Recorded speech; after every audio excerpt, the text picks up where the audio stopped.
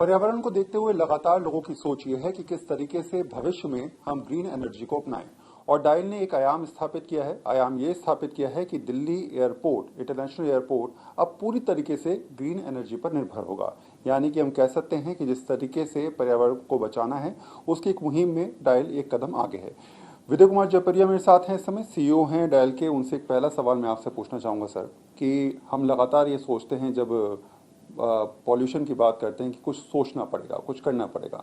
आप लोगों ने एक पहल करी है, एक एयरपोर्ट को पूरी तरीके से ग्रीन एनर्जी के लेवल पे लाके खड़ा कर दिया, वहां पर किसी प्रकार की कोई दिक्कत नहीं आएगी। कैसे सोचते हैं सर? हम लोगों की ये सोच काफ़ी पहले से चली है, जिस पे हम लोगों ने बहुत दिनों से काम किया है। उसका ही ये फल है कि आज के दिन हमारा 100% एनर्जी कंजम्पशन जो है वो रिन्यूएबल एनर्जी कंजम्पशन है। क्योंकि इसके लिए शुरू में ही हमने सोलर पावर प्लांट लगाए, जिससे कि सर्टेन परसेंटेज एनर्जी हमको मिलती थी। फिर हमने कुछ साल पहले एक पीपीए साइन किया था हाइड्रो इलेक्ट्रिक के लिए, जो कि अभी ऑपरेशनल हो गया है 1 जून से। तो बाकी का जितना भी हमारा एनर्जी रिक्वायरमेंट है वो हाइड्रो इलेक्ट्रिक पावर प्लांट से हमारे पास आता है। इनफैक्ट इसके कारण ये हुआ है कि दिल्ली एयरपोर्ट अभी वर्ल्ड के लीडिंग एयरपोर्ट्स में है, जहाँ की हमारा हाईएस्ट रेटिंग है एयरपोर्ट काउंसिल इंटरनेशनल द्वारा अक्रॉस द वर्ल्ड। इनफैक्ट पूरे साउथ ईस्ट एशिया में एक भी एयरपोर्ट नहीं है जो कि लेवल 4+ एक्रेडिटेशन जिसको मिला है। लेवल 4+ एक्रेडिटेशन ये चीज़ डिनोट करता है कि अलग अलग स्कोप का जो एमिशन होता है वो हर एक स्कोप पे हमने रिडक्शन किया है। तो एमिशन का बेसिकली 4 स्कोप्स माना जाता है, scope 1, scope 2, scope 3 and scope 4। I think that was wrong. Okay, emissions के 3 स्कोप हैं, स्कोप 1, स्कोप 2, स्कोप 3, जिसमें कि स्कोप 1 जो डायरेक्टली आपके कंट्रोल में है, स्कोप 2 जो कि एनर्जी का क्या सोर्सेज हैं उस पे वो डिपेंड करता है।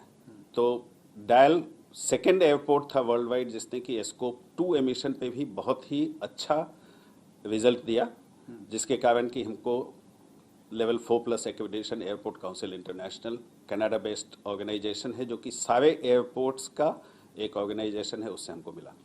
हम ये सोच रहे हैं कि तमाम देश में, विदेशों में इस बात की बात चलती है कि 0% कार्बन उत्सर्जन, तो उसको लेकर क्या भविष्य की प्लानिंग है? किस तरीके से आप कार्बन उत्सर्जन की जो स्थिति है उसको 0% पे लाने वाले हैं? हमारा ये कमिटमेंट है एज दिल्ली एयरपोर्ट कि हम 2030 तक 0 कार्बन उत्सर्जन के लेवल पे चले जाएं।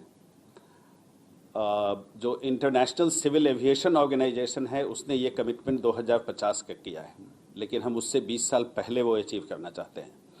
उसके लिए बहुत सारे इनिशिएटिव्स हैं जो कि हमने लिए हैं, जिसमें पूरा ग्रीन ट्रांसपोर्टेशन, जिसमें भी हम लोग जितने भी एयर साइड के व्हीकल्स हैं और सिटी साइड में भी जो डायल के व्हीकल्स हैं वो सारा हम लोग ईवी में चेंज कर रहे हैं, जिससे कि कार्बन उत्सर्जन कम हो।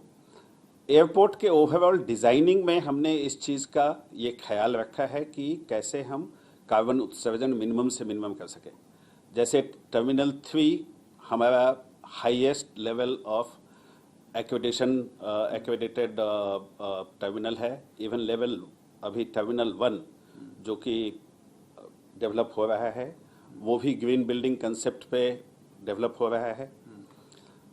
फिर एयर साइड में भी कैसे हम कार्बन उत्सर्जन कम कर सकें उसके लिए बहुत सारे इनिशिएटिव्स लिए हैं। उसमें से एक बहुत बड़ा इनिशिएटिव है जो कि हम अभी नया क्रॉस टैक्सी वे लगा रहे हैं, जिससे कि मिनिमम से मिनिमम टाइम लगे एयरक्राफ्ट्स को टैक्सी करने में, उससे हमारा कार्बन का उत्सर्जन कम होगा। इसके अलावा जब हमने टर्मिनल 3 का डिज़ाइन किया था उस टाइम पे ही हमने ब्रिज माउंटेड इक्विपमेंट्स लगाए थे। तो अगर कोई भी एयरक्राफ्ट खड़ा होता है एयरपोर्ट पे, वहाँ उसको अपना ऑक्सिलियरी पावर चलाना पड़ता है एयर कंडीशनिंग चलाने के लिए, जिसके लिए हमने ब्रिज माउंटेड इक्विपमेंट लगाए, जिससे कि उनको अपनी ऑक्सिलियरी पावर यूज़ नहीं करनी पड़े, जिससे कि जो एविएशन टरबाइन फ्यूल है उसका उससे कम से कम उत्सर्जन हो, जिससे काफ़ी हद तक हम लोगों ने कार्बन उत्सर्जन कम किया है। फिर ACDM बोलते हैं, जो कि basically airport collaboration decision making system, जिसमें कि कोई भी एयरक्राफ्ट टर्न अराउंड करने के लिए बहुत सारी एजेंसीज हैं जो साथ में मिलकर काम करती हैं। तो वो सारी एजेंसीज कैसे एक दूसरे से कोऑर्डिनेट कर सके जिससे कि एयरक्राफ्ट का टर्न अराउंड कम हो सके, ज़्यादा से ज़्यादा जल्दी हो सके, वो हम लोगों ने इम्प्लीमेंट किया था एक लेवल पे शुरू में ही 2010 में ही। उसको हमने अभी और भी रिवैम्प करके नया वाला ACDM लॉन्च किया है। और भी कोई भी इनिशिएटिव जिससे कि हमारा ओवरऑल कार्बन उत्सर्जन कम होता है उस पर हम लोग ध्यान देते हैं। और सबसे बड़ी बात कि इसके बावजूद जो भी कार्बन उत्सर्जन होता है उसको हम कैसे उसका हम सिंक क्रिएट करें। जब मैं बोलूँ कि सिंक क्रिएट करें, इसका मतलब है कि कितने ज़्यादा से ज़्यादा हम लोग पेड़ लगाएं जो कि ज़्यादा ऑक्सीजन दे सकें। तो वो अगर हम सिर्फ अपने टर्मिनल्स की बात करते हैं तो सारे तीनों टर्मिनल्स को मिला करके करीब 40,000 हमने ऐसे इंडोर प्लांट लगाए हैं जो कि जो भी कार्बन डाइऑक्साइड निकलता है उसको वो लोग एब्जॉर्ब कर सकते हैं, ये प्लांट्स एब्जॉर्ब कर सकते हैं। इसके अलावा हमारा पूरा ग्रीन बेल्ट जो भी हमारे पास एरिया है उसमें करीब हम लोगों ने 2.39 मिलियन स्क्वायर फीट एरिया को हमने ग्रीन रखा हुआ है, जिससे कि कार्बन एब्जॉर्प्शन ज़्यादा से ज़्यादा हो। जी। अच्छा, एक सवाल आखिरी सवाल मेरा आपसे ये रहेगा, क्योंकि आप जब भी कुछ नया करते हैं तो सबकी नज़रें आपकी तरफ होती हैं कि आपने तो ये कमाल कर दिया, आपने एक एयरपोर्ट को जो है वो ग्रीन एनर्जी एयरपोर्ट पर तब्दील कर दिया, सब लोग देख रहे हैं।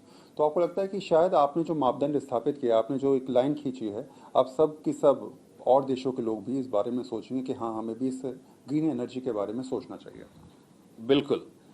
इनफैक्ट मैं अभी पिछले महीने ही सिंगापुर गया था, जिसमें कि हमारा एशिया पैसिफिक का एयरपोर्ट्स का एक मीटिंग थी, जिसमें कि अधिकतर एयरपोर्ट्स हम लोगों से समझना चाह रहे थे, हम लोगों से सीखना चाह रहे थे कि हमने ऐसा क्या किया है जिससे कि हमको लेवल 4+ एक्रेडिटेशन मिला है।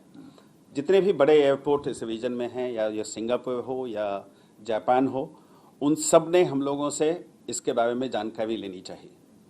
तो हम लोगों ने इसका ओवरऑल वर्ल्ड वाइड मापदंड जो हम लोगों ने स्थापित किया है उसको सब लोग फॉलो करना चाहते हैं।